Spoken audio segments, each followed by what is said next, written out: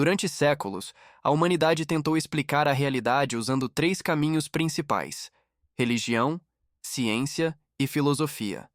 Cada um deles trouxe respostas importantes, mas todos falharam em um ponto central: explicar por que pessoas vivendo no mesmo mundo, no mesmo país, na mesma cidade e até na mesma casa, experimentam realidades completamente diferentes.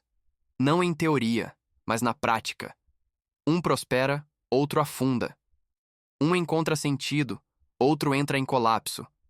Um vive em paz, outro vive em guerra. Mesmo quando tudo ao redor parece igual. A explicação mais comum para essa diferença sempre foi o acaso, a sorte, o destino, ou a ideia de que existe uma força externa distribuindo benefícios e dificuldades de forma misteriosa. Quando alguém prospera, disse que Deus ajudou. Quando alguém sofre, disse que era para ser assim, ou que é uma prova. Esse tipo de resposta conforta emocionalmente, mas não explica nada de forma funcional. Ela não permite previsão, não permite correção e não permite aprendizado real sobre como a realidade opera. Quando observamos com mais profundidade, percebemos algo incômodo. A realidade parece responder com extrema precisão ao estado interno de quem a vive. Pessoas que carregam padrões de medo, escassez e conflito tendem a viver situações que reforçam exatamente esses estados. Pessoas que operam a partir de clareza, coerência e propósito tendem a experimentar fluidez, soluções inesperadas e oportunidades que parecem improváveis para os outros. Não se trata de merecimento moral, trata-se de funcionamento. Aqui começa a ruptura com o modelo tradicional. A realidade não é um palco neutro onde os eventos simplesmente acontecem. Ela funciona como um campo de possibilidades, um campo vivo, dinâmico, que contém infinitas probabilidades simultâneas. Nada está totalmente definido antes da interação com a consciência. Isso não é opinião espiritual. Isso é a base da física moderna. Na mecânica quântica, antes de qualquer observação, uma partícula não está em um estado específico. Ela existe como uma função de onda, uma superposição de possibilidades. Somente no momento da observação, essa função colapsa, assumindo uma posição, um estado, uma realidade concreta. O ponto-chave, que raramente é levado até suas últimas consequências, é que sem observação não há realidade definida. Existe potencial, não fato. O que quase nunca é discutido é o que exatamente significa observação. No senso comum, observar é apenas olhar, perceber com os olhos. Mas no nível mais profundo, observar é um estado de consciência. Não é apenas captar informação, é interpretar, sentir, esperar e reagir internamente.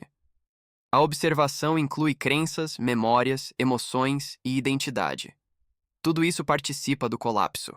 Isso muda completamente a compreensão do papel do ser humano na realidade. Não somos espectadores vivendo dentro de um mundo pronto. Somos participantes ativos de um processo contínuo de criação. A cada instante, bilhões de possibilidades coexistem, mas apenas algumas se tornam experiência concreta. E o critério de seleção não é aleatório. É coerência com o estado interno. Por isso, duas pessoas podem atravessar o mesmo evento externo e viver realidades completamente diferentes. Um mesmo problema pode ser vivido como tragédia absoluta por alguém e como ponto de virada por outro. O evento é o mesmo, mas o colapso é diferente. A consciência não reage ao fato bruto, reage ao significado que aquele fato assume internamente. Esse ponto é fundamental, porque ele explica algo que sempre pareceu injusto ou inexplicável. Por que algumas pessoas parecem atrair dificuldades, enquanto outras parecem atravessar obstáculos com muito mais facilidade? Não se trata de privilégio invisível, nem de favoritismo divino. Trata-se de compatibilidade vibracional. A realidade, nesse modelo, funciona como um sistema de ressonância. Estados internos semelhantes tendem a se encontrar, se reforçar e se repetir. Estados internos incoerentes tendem a gerar fricção, atraso e conflito. Não como punição, mas como ajuste automático do sistema.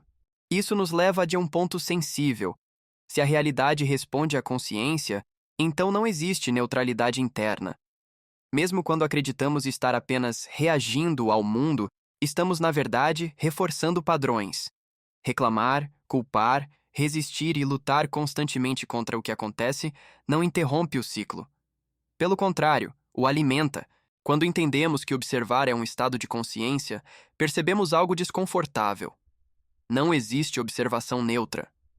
Toda observação carrega uma história. Carrega experiências passadas, feridas emocionais, expectativas sobre o futuro e, principalmente, uma identidade silenciosa que define quem acreditamos ser. Essa identidade atua como um filtro invisível que seleciona quais aspectos do campo se tornam visíveis e quais permanecem ocultos. Duas pessoas podem olhar para a mesma situação e, literalmente, perceber mundos diferentes. Não porque estejam mentindo ou distorcendo a realidade de forma consciente, mas porque o cérebro e o sistema emocional estão decodificando informações diferentes a partir do mesmo estímulo.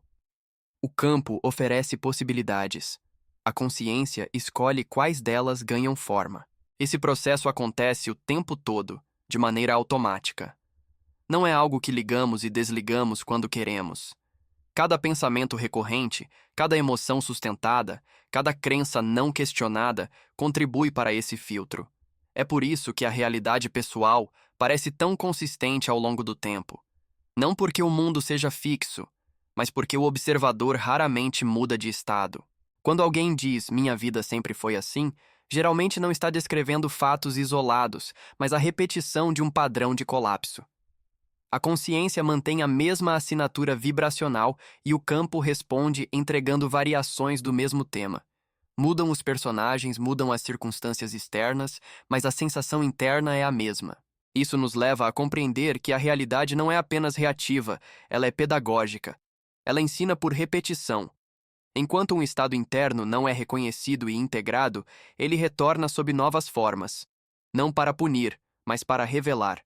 O campo não desiste de mostrar onde está o desalinhamento. Esse entendimento muda radicalmente a forma como olhamos para dificuldades. Um obstáculo deixa de ser um erro do sistema e passa a ser uma informação. Um conflito deixa de ser apenas algo a ser evitado e passa a ser um espelho. Quanto mais resistência colocamos, menos entendemos a mensagem. Quanto mais observamos com clareza, mais rápido o padrão se dissolve. Aqui entra a ideia de ressonância de forma prática. Ressonância não é algo abstrato. É compatibilidade. Estados internos compatíveis se encontram com facilidade. Uma pessoa que vive em alerta constante tende a perceber ameaças em todo lugar. Não porque o mundo seja mais perigoso para ela, mas porque seu sistema nervoso está calibrado para detectar perigo. O campo responde oferecendo experiências que confirmam essa leitura. Da mesma forma, alguém que opera a partir de confiança e coerência tende a perceber oportunidades onde outros veem risco. Não porque ignora os problemas, mas porque seu sistema está ajustado para soluções. A realidade não muda de natureza. Muda de resposta. Isso explica por que reclamar raramente melhora alguma coisa. Reclamar não é apenas expressar insatisfação, é sustentar um estado interno de resistência. A reclamação reforça a narrativa de impotência, e o campo responde mantendo o cenário que justifica essa narrativa. A pessoa sente que está reagindo, mas na prática está colapsando mais do mesmo. O mesmo acontece com a culpa e a vitimização. Quando alguém se vê constantemente como vítima, pode até receber atenção, validação e apoio emocional, mas paga um preço alto: a perda do senso de autoria da própria realidade. Sem autoria, não há correção possível. E sem correção, o padrão se repete indefinidamente. É por isso que esse modelo é tão confrontador. Ele não oferece conforto fácil. Ele oferece responsabilidade, não no sentido moral, mas no sentido funcional. Se a realidade responde à consciência, então qualquer mudança duradoura começa internamente. Não como afirmação positiva, mas como reorganização profunda. Essa reorganização começa com algo simples e difícil ao mesmo tempo: autoobservação honesta. Observar não apenas o que acontece fora, mas o que acontece dentro quando algo acontece fora. Que emoções surgem? Que histórias internas aparecem? Que expectativas são ativadas? Esse nível de observação já começa a mudar o colapso. No momento em que a consciência observa a si mesma, ela cria uma pequena distância entre o observador e o padrão. Essa distância é crucial. Sem ela, a pessoa é o padrão. Com ela, a pessoa passa a ter escolha. E escolha muda tudo. Aqui surge um ponto essencial. Escolha não é controle absoluto. Escolha é direção. Você não controla todas as ondas do oceano, mas pode ajustar a vela. Pequenas mudanças de estado, sustentadas ao longo do tempo, produzem mudanças profundas no tipo de realidade que se manifesta. Isso também explica por que mudanças rápidas e radicais raramente se sustentam. Se o estado interno não acompanha, o campo eventualmente puxa a experiência de volta para o padrão antigo. Não por maldade, mas por coerência. Quando a consciência começa a se alinhar, algo interessante acontece. O esforço diminui. A pessoa ainda age, ainda trabalha, ainda enfrenta desafios, mas sente menos atrito, menos sensação de estar empurrando a vida morro acima. Isso é um indicador claro de alinhamento. Nesse ponto, a noção de sorte começa a perder sentido. O que antes parecia coincidência passa a ser visto como consequência natural. Não porque tudo fica perfeito, mas porque os eventos começam a fazer sentido dentro de uma lógica maior. É aqui que muitos confundem esse entendimento com negação da dor ou da dificuldade.